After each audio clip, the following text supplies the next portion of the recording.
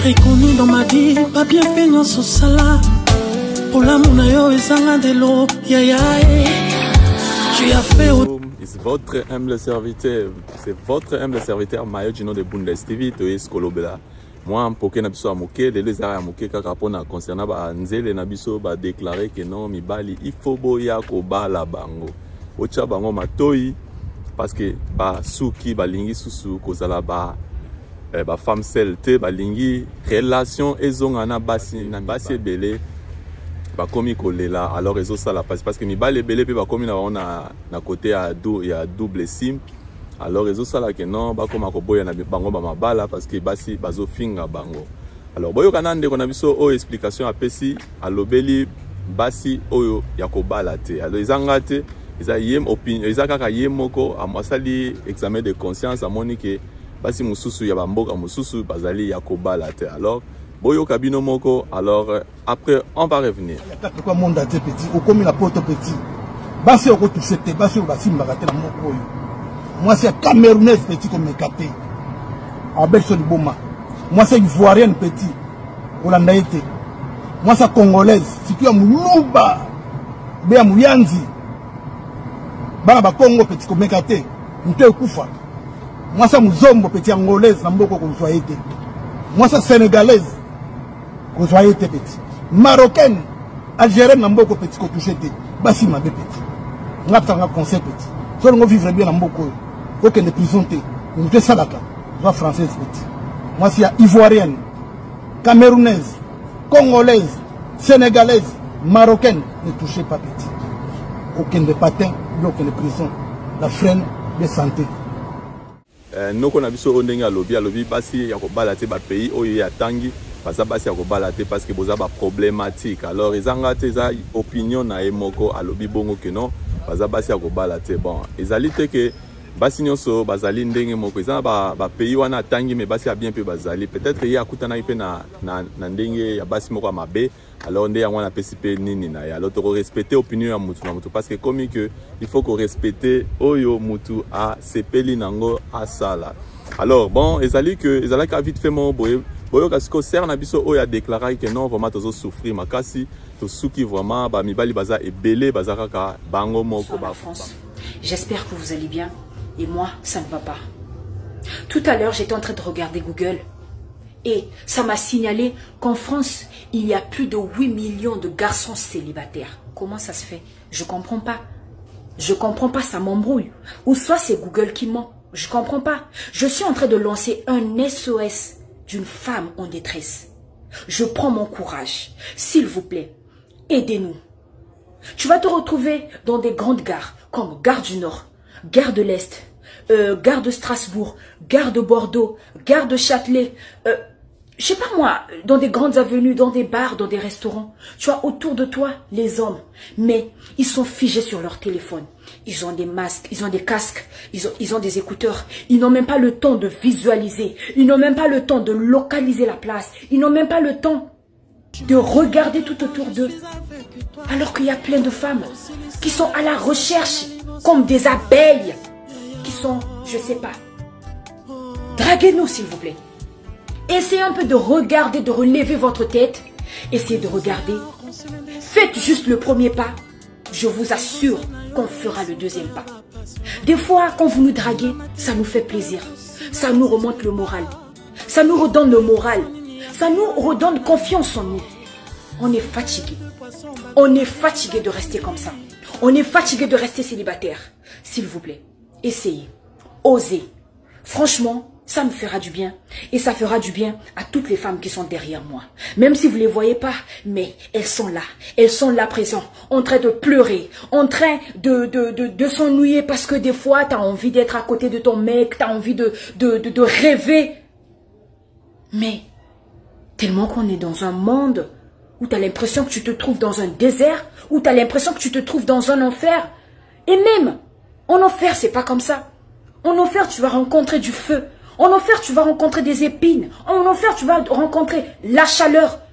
Mais ça, c'est plus qu'un enfer. S'il vous plaît, aidez-nous.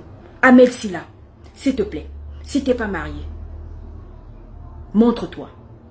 Caris, Toi, tout le temps, tu nous montres que ta fille, jamais tu nous as montré ta femme. À moins que je me trompe.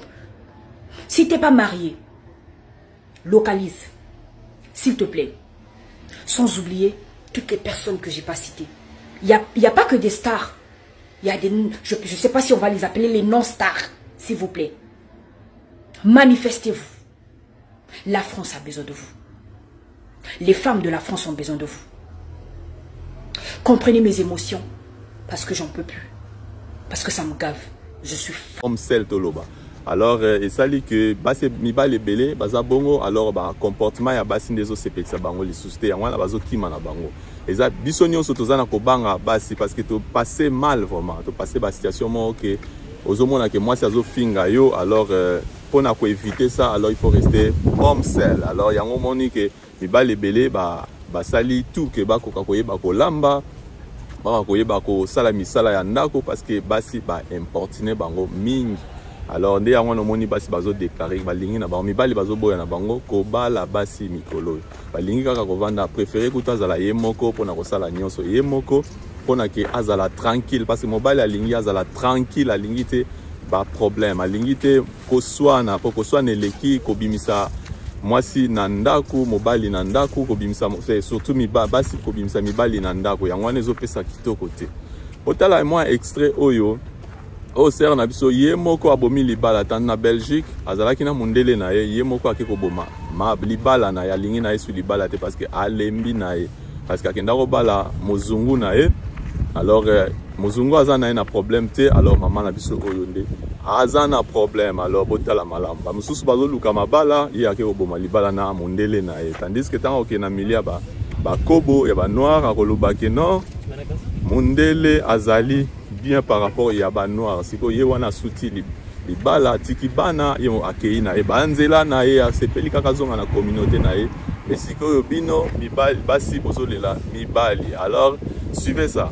Merci. Bon, c'était seulement notre vite fait Pitoko Sukawana. Merci, à la prochaine. Allez, ciao ciao. Ok.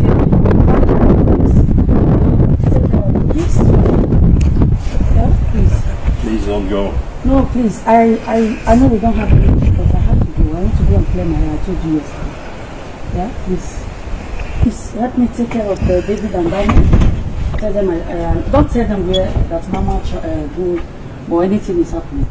So when they ask them, Mama just I don't know what you're going to do. Please don't go. Stay. No, it's not about you, but it's about my side. I need to rest. I need to clear my head. I told you I need to clear my head. Yeah, I need to clear my head. Have you eaten? It's not about food. I'm not hungry. But I need to clear my head. Stay. No, please. Don't leave the bag. I need to go. Please. Please, I need to go. Can I bring you somewhere? Train station? Bus stop? No, I don't need the help. I just need to be alone. I just want to really... I don't know where I'm going, but I really have to go. I told you yesterday. Please don't go. No, Papa, it's not about you. Let me go, please. Please, let me go. Don't Stay. leave the bag. Yeah. I will go, so you can go. Stay with the children. No, I want you to stay with the children. I want to be alone for the moment to clear my head. Please, Papa, don't worry. Go inside. Go inside. Please, don't worry. I will take care of myself. It's not about you. It's not about anybody. But I am not really. Everything. I'm tired of everything. As I told you, I'm tired. I want to go. I would just want to go somewhere, but I don't know. Okay. You have enough money? Yeah, I have my bank card. I have everything here. It's okay. I'm not going for to spend. I just want to relax. Yeah? Yeah, please.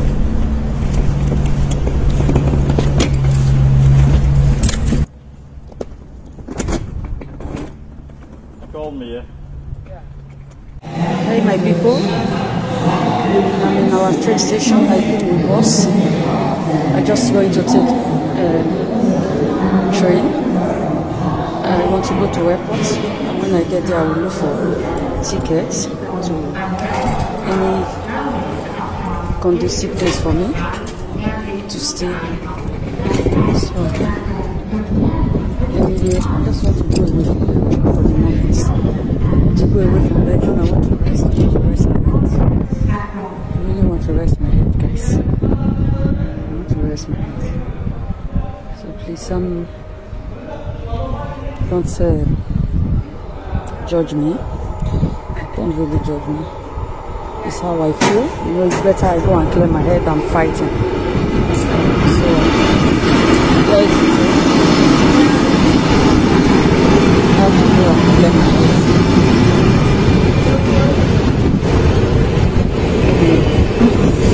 A place that is really quiet, I can be able to relax. I'm taking the train now because I want to relax.